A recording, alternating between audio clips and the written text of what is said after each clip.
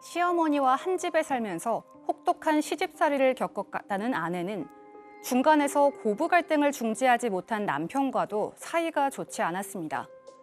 자주 다툼을 벌이던 부부는 결국 25년간의 결혼 생활을 정리하고 이혼을 했는데요. 당시 두 사람은 가족들이 살던 4억 상당의 아파트는 아내가 갖고 대신 남편은 현금 1억 7천만 원을 갖기로 합의합니다. 그리고 향후 상대방에 대해 더 이상 재산 분할 청구를 하지 않는다고 약속하고 그 내용을 조정 조서에 적었는데요. 그로부터 2년 후 남편은 국민연금공단 관계자로부터 이혼한 아내가 남편의 노령연금을 나눠달라고 청구한 사실을 전해 듣게 됩니다. 아내는 이혼한 배우자 연금에 대해 자신도 권리가 있다고 주장했지만 남편은 이미 더는 재산 분할을 청구하지 않겠다고 합의했으므로 연금을 나눠줄 수 없다고 맞섰는데요. 이혼하면서 추가적인 재산 분할 청구는 하지 않기로 합의했어도 국민연금을 분할해야 하는 걸까요? 네, 오늘 이 사건 상담실은요, 2년 전입니다. 2년 전에 이혼한 60대 부부의 사연인데 이 부부는 이제 시어머니와 함께 살면서 심한 갈등을 겪게 되고 이혼까지 가게 됩니다. 네, 애초에 심한 갈등이 있었던 건 아니에요. 지금 60대가 된 부부이고 현재 시점에서 보면 2년 전에 이미 이혼을 한 부부입니다만 15년 전에 이 시부모님은 시골에 살고 계셨는데 시아버님이 먼저 돌아가시게 됩니다. 그러니까 이 주부의 입장에선 40대 시절이죠. 그런데 이 남편이 늘 혼자 계신 노모를 걱정하는 거예요. 그러다 드디어 아내에게 이야기를 합니다. 여보, 우리가 모시고 삽시다. 그래서 이 아내도 사실은 노모 혼자 시골에 계시고 또 무슨 일이 있을지 모르니까 남편의 이야기를 수긍을 합니다. 그래서 어머님을 모시고 살게 되는데 초기에는 1년에 한두 번 명절에 갈 때는 너무 좋은 고부관계였죠. 인사 나누고 잘 지내냐 그러고 손잡고 헤어지고 그랬는데 함께 사는 건 상황이 완전히 다릅니다. 시어머니의 잔소리가 시작이 됩니다. 일하러 가는 남편 밥상은 왜 이러냐? 너는 왜 이렇게 동네 이 여인네들하고 몰려다니느냐? 이런 얘기도 하고요. 왜 이렇게 이 주부가 외출이 잦으냐? 왜 옷은 그렇게 대충 입고 다니느냐?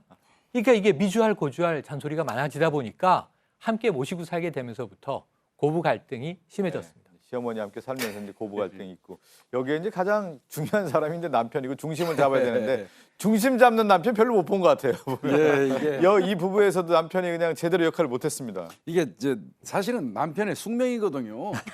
잘해야 되는데 이분이 제대로 중간 역할을 못했던 것 같아요. 중간 역할을 못하다 보니까 아내 입장에서는 자신을 핍박하는 시어머니보다 그거를 말리고 이렇게 중간에서 융화시켜주는 역할을 못하는 남편이 더 불만스러웠던 겁니다. 네. 이건 그럴 수 있어요. 뭐 그런 말도 있잖아요. 때리는 시어머니보다 뭐 말리는 시누이가 더 밉다고. 뭐 그런 말도 있어요. 하여튼 뭐 그런 과정에서 남편도 또 아내에 대해서 감정은 좋지 않았던 것 같습니다. 그런데 이제 그러면 시어머니가 돌아가신 이후에는 그럼 이 사람들의 관계가 원위치 됐느냐? 그렇지 못했습니다. 그냥 여전히 냉랭할 수밖에 없었는데 근데 또 남편은 남편대로 또 불만이 좀 있었어요. 어머니가 돌아가시고 난 이후에도 아내는 여전히 냉랭하고 나한테 따뜻한 말 한마디 하지 않았다. 그래서 이제 아내에 대한 또 불만이 남편도 있었던 것 같습니다. 결국 두 부부는 서로 헤어져서 살기로 결정을 합니다. 그러니까 오랜 세월 사실은 이제 부부 사이가 안 좋았기 때문에 결국은 이혼했는데 이혼할 때는 또 어떻게 보면 또 순조롭게 이혼이 됐고 양육 문제라든가 뭐 재산 문제 이런 것들이 다 원만하게 또 이혼할 때는 정리가 됐다고 하더군요. 네, 이혼 결정 자체는 부부 양쪽 다 합의를 한 상태였기 때문에 이제 문제는 재산 분할과 양육인데 양육 같은 경우에는 두 자녀가 첫째는 대학생, 둘째는 고등학생이어서 고등학생도 이제 곧 성인이 되니까 양육 문제는 일단 갈등이 없었고요. 재산 분할의 문제인데 여기에도 큰 갈등은 없었습니다. 가족들이 살던 아파트가 시가로 당시 4억 상당이었었는데 일단 아내가 갖기로 아내 명의로 하고 대신 자녀들을 이제 아내가 키우기로 했기 때문에 세 사람이 그 아파트에 살면서 아파트는 아내께 됐고요. 또 다른 재산 현금이 있었는데 1억 7천만 원 정도의 현금은 남편이 다 갖는 것으로 합의를 했습니다. 그리고 나서 둘이 조정 조서를 적었는데 이 안에 이런 내용이 들어갑니다. 향후 상대방에 대해 더 이상 재산 분할 청구를 하지 않는다라고 약속을 하고 조서에 적었어요.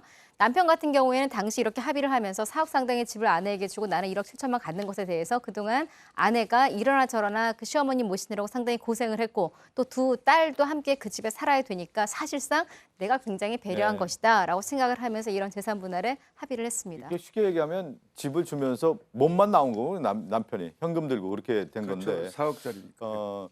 그런데 지금 보면 어느 날 이제 연락이 왔어요. 국민연금관리공단에서 네. 국민연금을 아내와 나눠야 된다라고 하는 연락이 왔어요. 네네. 여기 계신 대부분의 분들은 지금 국민연금관리공단에서 연락이 오면 연금이 밀렸으니 빨리 내라 이건데 네. 이분은 이제 연금을 받는 수급권자가 되신 거예요. 아마 60대시면은 지금 61세 내지 62세부터 수급권자가 됩니다. 그러면 이제 국민연금이 매달 지급이 되게 되죠. 그런데 공단에서 온 연락은 자, 지금까지는 전액을 귀하에게 드렸지만 당신의 전 아내분께서 이 연금을 나눠 탈 권리가 있다라고 청구 요청을 했다. 공단은 그걸 받아들여서 이젠 쪼개서 준다라고 통보를 받았는데 네. 이 남편분은 굉장히 화가 났습니다. 왜냐하면 아까 장 교수님이 정리해 주셨지만 재산 분할을 내가 이 전 아내에게 훨씬 더 유리하게 해줬는데 4억 상당의 주택 주고 나는 1억 7천만 원 현금 가지고 나와서 독거 생활하고 있는데 그 연금까지도 쪼개간단 말인가? 그때 더 이상의 재산 분할은 없다고 하지 않았는가? 그런데 이제 이 전처의 주장은 뭐냐면 그것은 재산 분할이고 연금 분할은 또 별개다. 이런 아하. 입장인 거예요. 예. 그 사례자는 난 연금 나눠주기 싫다. 사실 연금의 액수가 우리나라가 그렇게 많지가 않습니다. 40만 원 내외입니다. 이걸 나눠도 이제 얼마 안 되지만 이걸 쪼개주기는 정말 싫다. 이게 지금 현재 의뢰인인 남편의 네. 입장입니다. 오늘 남편이 이제 그 궁금한 사항들을 저희가 간략하게 좀 정리를 해봤는데 화면을 좀 보면서 말씀을 좀 드리도록 하겠습니다. 첫 번째 궁금증, 이혼 당시에 재산 분할 합의 끝냈죠. 더 이상 합의하지 않게 나누지 않겠다 이렇게 했는데 추후에 연금도 나눠야 하는지 궁금하다는 말씀이었고요. 두 번째는 연금을 나눠주게 되면 더 주기로 했던 재산 분할 합의를 무효화할 수 있습니까? 라는 내용인데요. 첫 번째는 연금은 저희가 사건 관련해서 다뤘던 내용 중에 하나는 국민연금은 재산 분할 대상이 네. 된다고 제가 들었는데 네. 그러면 앞서 합의를 하지 않았습니까? 네. 더 이상 재산 분할은 없다라고 합의를 했는데 어떻게 되는 겁니까 그러면? 일단 그 부분에 앞서서 이제 좀 정확하게 설명을 드려야 될 것 같은 게 이제 국민연금 당연히 재산 분할 대상이 됩니다. 예. 이게 1999년도에 이제 분할연금 제도가 도입이 됐는데 일단 전업주부 하면서 뭐 가사와 육아만 담당한 그 주부 같은 경우에는 국민연금 가입 못하는 경우들 있잖아요. 그럼 그분들의 노후까지 생각을 한다면 이혼을 한다고 하더라도 이분들에게 분할 연금의 일부를 분할해서 받을 수 있는 권리를 부여해야 한다라는 게 이제 이 법의 취지였던 겁니다.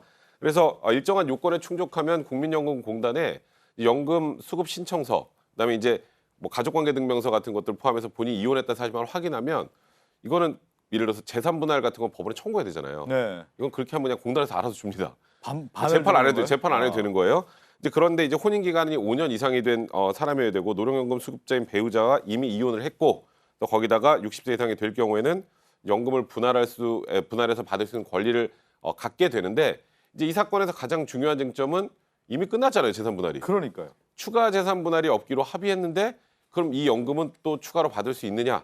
이 부분 관련해서 굉장히 논란이 되지만 박지원 변호사 자세히 설명하겠지만 지금 법원의 판례 태도는 재산 분할 합의했어도 연금 추가로 분할할 수 있다라는 게 지금 현재 법원의 입장입니다. 네. 연금이 지금 이거 말고도 뭐 국민연금 말고도 공무원연금, 군인연금, 사학연금 많습니다. 이 많은 연금 제도가 군인연금 아직 제가 안 된 걸로 알고 있고 다 대부분 분할연금이 될 수 있습니다. 국민연금과 똑같고요. 사연금도 있잖아요. 뭐 사연금 같은 경우는 개인연금 말하는 겁니다. 예. 개인연금은 법적으로 인정받기는 어렵지만 법원 판례에 따라서는 인정받는 경우가 있습니다. 그러면 만약에 재산 분할 합의를 이미 끝냈다면 그 연금 부분 재산 분할 더 이상 요구하지 않겠다. 예컨대 그렇게 했다면 어떻게 되느냐 이 부분이 문제되는데 예. 우리 법원은 이 연금 부분을 이 배우자의 고유한 권리, 고유한 재산으로 봅니다.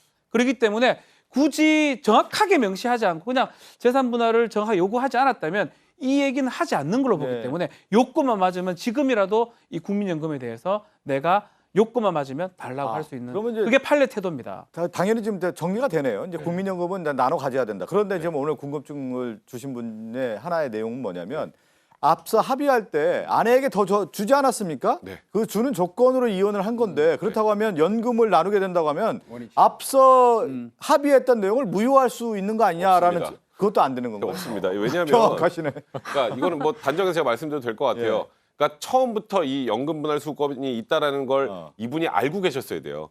알고 계시면서 그때 합의를 할 때 연금 분할 수급권 이 부분에 대해서도 포기한다는 의사를 만약에 적었다. 네네. 그러면 이제 이 말 그대로 이제 더 이상 이 부분을 되돌릴 수 없는 상황이 되겠지만 지금 나중에 보니까 국민연금도 나눠줘야 된다고 나 그거 알았으면 이 합의 안 했을 텐데 그 합의는 의사무능력 상태에서 한 합의가 아닌 이상은 취소할 수 있는 그런 내용이 안 되고 이거를 만약에 아내가 속였다. 예, 예. 알면 속였다. 그러면 모르겠지만 그게 아니라면 쉽게 말해서 본인이 제대로 확인하지 않은 잘못을 이렇게 합의를 한 것은 무효할 수 없습니다. 그러니까 예. 적었어야 돼요. 만약에 이 남성이 내가 이렇게 돈을 많이 주는 이유는 연금은 내가 갖겠다.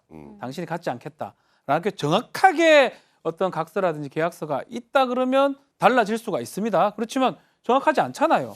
본인 마음일 뿐이고요. 예, 예. 아내랑 배우자랑 마음이 다르기 때문에 그렇다면 원칙으로 돌아가면 이 연금은 분할 연금은 각자의 권리라고 봐버리기 때문에 그렇게 없는 경우라면 괜히 법원이 편을 들어주지 않습니다. 그렇기 때문에 이 남편은 상당히 불리한 것이죠. 정리하면 딱 오늘 뭐 두 가지 궁금증이 명확하게 좀 해결되는데 오늘 의뢰자에게는 좀 이렇게 불리하네요. 불리한 요건이 될 수밖에 없네요. 일단은 국민연금 재산 분할 대상이 된다. 네. 아내에게 줘야 된다는 말씀 좀 드려야 되겠고 처음에 이혼 합의할 때 그 합의서가 무효화될 수는 없다. 네. 아, 그러니까 이제 유효하다. 재산 분할할 때 합의서를 쓸 때 연금 수급권을 네. 포기한다라거나 예, 예. 이거는 내가 다 갖는다거나 그런 부분들이 들어갔으면 모르겠는데 그 부분이 안 들어가면 재산 분할할 때 더 이상 재산 나누지 않는다고 하더라도 이제 이게 사실 1, 2심에서는 그냥 이거는 재산 분할 범위에 다 포함된 거니까 청구할 수 없다였다가 대법원에서 예. 바꿨어요.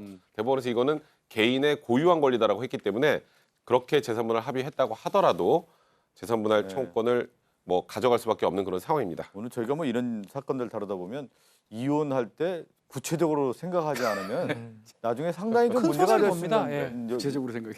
구체적으로 생각해야 된다. 변호사 좀 만나보는. 여러 이제 문제. 오늘 의뢰자에게는 좀 충분한 답변을 좀 드렸는데 의뢰자 입장에서는 상당히 이제 불리한 상황이 됐군요. 함께 사는 세상으로 갑니다.